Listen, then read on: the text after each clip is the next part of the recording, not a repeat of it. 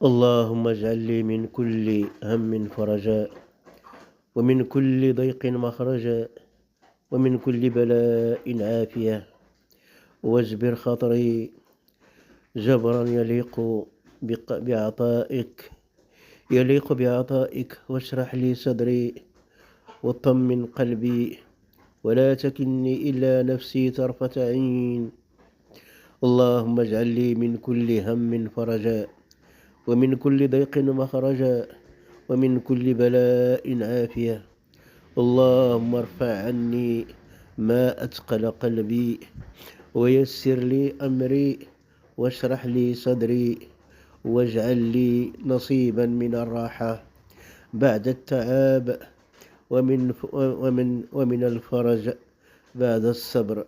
اللهم إن تأخر فرجك فحكمتك، وإن جاء فرحمتك، فلا تحرمني جميل عطائك، ولا تخيب رجائي بك يا أرحم الراحمين يا رب العالمين. اللهم عافنا واعف عنا واغفر لنا وارحمنا، أنت مولانا فانصرنا على القوم الكافرين. اللهم طهر قلوبنا من الحقد ومن البغض ومن الحسد ومن الكره ومن النميم يا رب العالمين. اللهم استرنا فوق الأرض وتحت الأرض ويوم العرض عليك يا رب العالمين.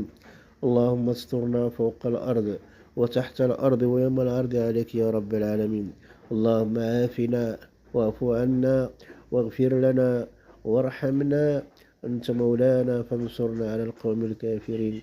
اللهم يا مفرج الكربات فرج عنا يا رحمن يا رحيم. اللهم فرج عني يا رحمن يا رحيم يا مفرج الكربات. اللهم عافنا واعف عنا واغفر لنا وارحمنا، أنت مولانا فانصرنا على القوم الكافرين. اللهم يا مقلب القلوب ثبت قلوبنا على دينك يا ذو الجلال والإكرام.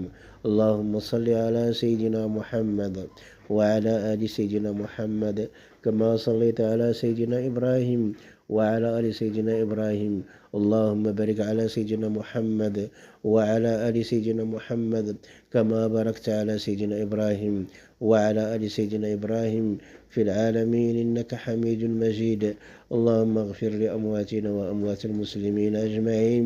اللهم اشف مرضانا واشف مرضى المسلمين أجمعين. اللهم اهد شبابنا واهد نساءنا. اللهم رد بنا مردا جميلا يا ذو الجلال والإكرام يا حي يا قيوم. اللهم فرج عنا يا مفرج الكربات.